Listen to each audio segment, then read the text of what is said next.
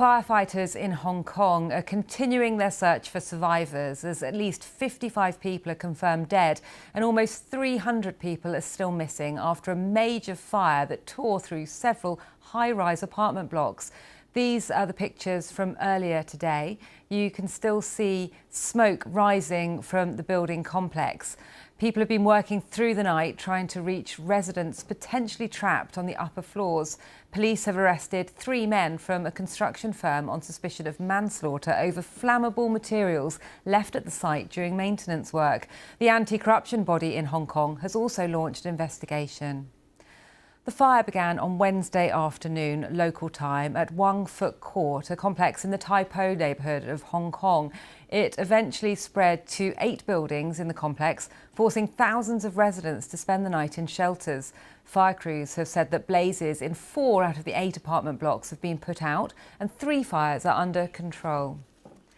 Well, here are some live shots of those apartment blocks in the Tai Po district of Hong Kong. Efforts are still underway, firstly to put out the flames in a number of the buildings and also to rescue people who are believed to still be in those buildings. We know that the fire broke out at 10 to 3 local time on Wednesday, and as you can see there, still very much feeling the effects in Hong Kong. Well, a few local residents spoke to the media earlier. Ringing doorbells, knocking on doors, alerting the neighbours, telling them to leave. That's what the situation was like. It's tragic here. I even shed tears. Why does such a disaster happen? I hope they can overcome this. When my son called, I opened the window and saw firefighters already up the ladder. Then I went door to door, knocking and shouting, "Fire, fire, leave now." I told everyone on our floor to get out. There are 8 units on our floor. Laura Westbrook is a Hong Kong-based journalist and gave us this update. As you can see behind me, firefighters still spraying these buildings with water. This operation having gone for many hours now, with firefighters really working to bring this fire under control. As I've been standing here, I have been able to taste the smoke, and you have noticed a black smoke being pouring off these buildings. It has gotten less, and it does appear to be largely under control.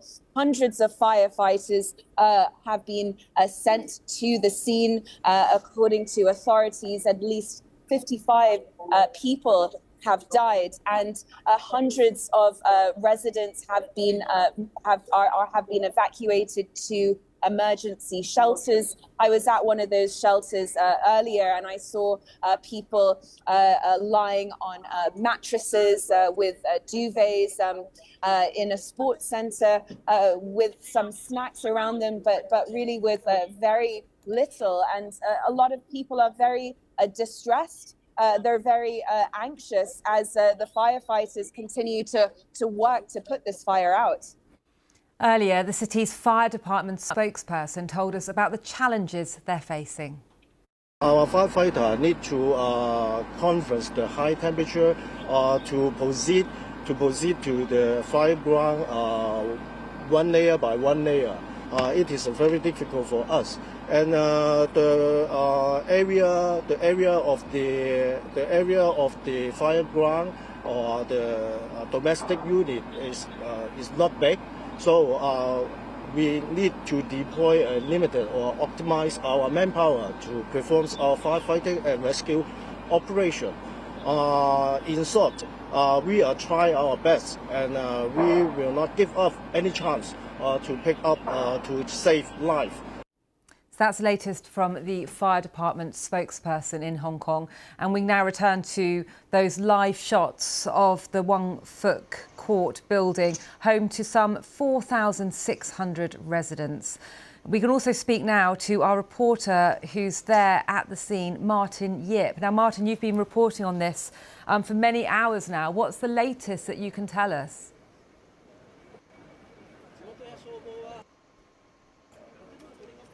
Yes, so what I can see is that the fire seems to be dying down finally, but still there are smoke spilling, and the firefighters are taking no chance. They are still spraying with high power cannons, trying to contain the whole thing. They did say they are aiming to have the fire under control by the evening, and the sun is about to set in Hong Kong in roughly half an hour or so. So we are going into the second night of this firefighting and rescue operation at this moment.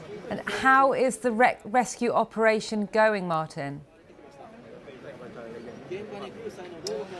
So the press conference just happened a few hours ago that they are still trying to locate people. They don't have any update in terms of figures of how many people have actually been missing, but they insisted on sparing no efforts, like you just heard from the officer from the press conference.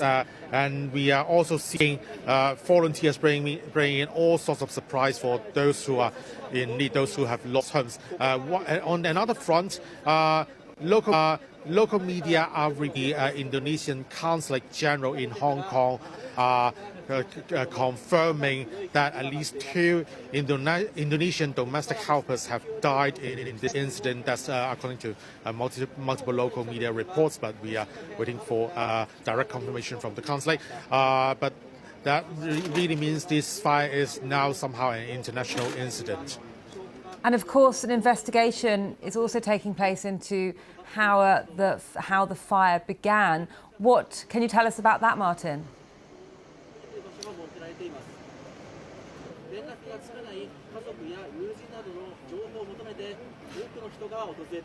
Well, so we are talking about not just one but 2 investigations here, because one is about the fire itself. 3 men have been arrested by the Hong Kong police in suspicion of manslaughter. They are said to be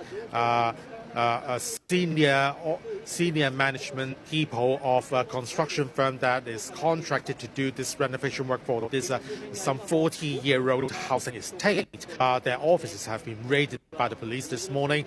But just a few moments ago, the Independent Commission Against Corruption, Hong Kong's graft, announced they will launch their own investigation as well into whether this very work has any abnormalities, if corruption, bribe-taking, things like that are involved. So it's 2 investigations going on at the same time on criminal grounds. Martin, thank you very much for bringing us the latest there. That's Martin Yip, our reporter in Hong Kong, and there are live updates